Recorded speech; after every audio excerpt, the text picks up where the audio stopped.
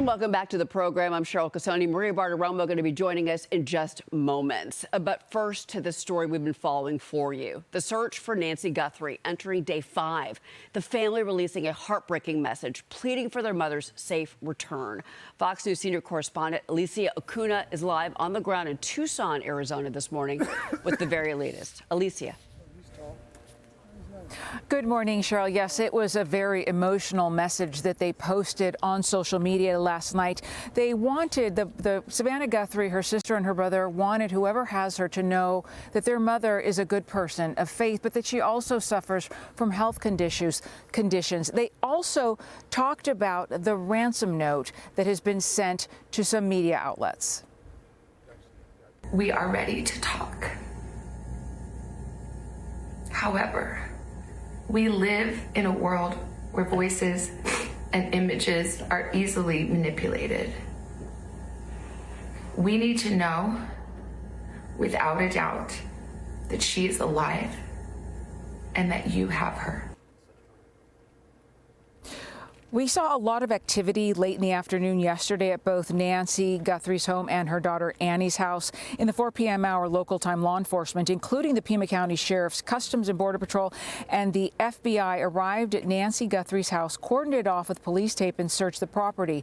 They were seen working in the back of the home and also the garage. Prior to this, the Sheriff's Department said detectives were conducting follow-up work at the home and in the neighborhood. You'll remember earlier in the week, Sheriff Chris Nanos said the crime scene had been cleared and handed over to the family. Law enforcement was also seen at Savannah Guthrie's sister's Annie's home. We saw agents coming in and out of a vehicle carrying what looked like a tripod, so it could be that they were assisting in the Guthrie children shooting that plea to the kidnappers.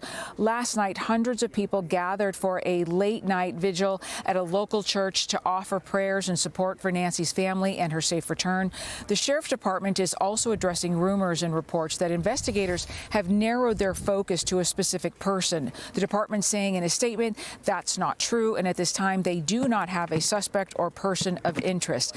Nancy Guthrie was last seen on Saturday night when she was dropped at her home after dinner with family. When she did not arrive for church services the next day, someone from her church contacted the family. She was later reported missing. The sheriff eventually calling it an abduction. Cheryl, the FBI, Kash Patel, is scheduled to head to Tucson, Arizona. This is for a previously scheduled trip. We also expect a news conference later this afternoon by law enforcement. Cheryl. All right. Thank you very much, Alicia. I will take it. Alicia Acuna in Tucson. Joining me now is former FBI special agent and Fox News contributor Nicole Parker. Nicole, how does this read to you? Well, last night to watch that Instagram video that they posted was absolutely heart-wrenching, Maria. You could just feel their pain, and they're desperate. They need help. We need leads.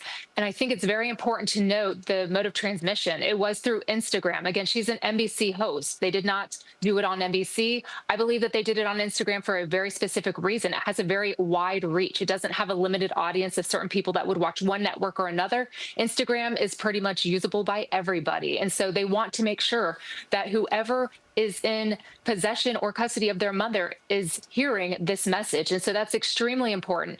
So what the FBI did was they took those ransom emails or notes that were sent to TMZ and other local news networks, and they literally go through, they analyze it from a technical perspective to determine, is this legitimate? Who is the actual sender? And they dig through layers of information to determine the subscriber information, the headers, the internet service providers, the IP addresses. They do all of that. But on the other side, they're doing a full statement analysis of what the content of the note said. And then they use that to construct the response. And I firmly believe that they worked with the Guthrie family and they constructed that response, and they said, this is going to be very targeted and we want to learn this, this, and this. We know that we're in the world of AI right now. Anyone can reconstruct a voice. They need to know that their mother is alive. But what this does is it asks to open the lines of communication, which is the first step in going through this lead of a ransom note. So do you believe this was targeted? that they knew that she was the mother of a high-profile public figure, and they really chose their words carefully in terms of saying we heard the reports of a ransom note, not necessarily confirming it. Now, why was TMZ sent a ransom note? Okay, so those are excellent questions. And from an investigative perspective, those are similar questions that I have. So TMZ would, again, not be the network that you would typically think of.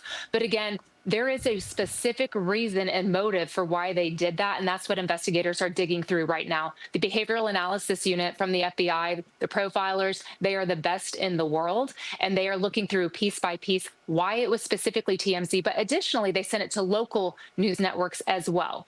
I think it's important to note. Yeah, I think.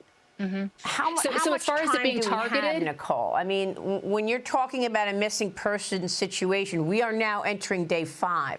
How much time do we have in terms of finding her alive at this point? That's there's not a lot of time, and that's specifically because of her health issues. They said that she needed certain medications within 24 hours. And so again, time, we need to move quickly. Law enforcement is trying to move as quickly as they possibly can. But as you can imagine, they've received thousands of leads, a lot of things they're discussing, a lot of things they are not discussing. But you talked about it being targeted.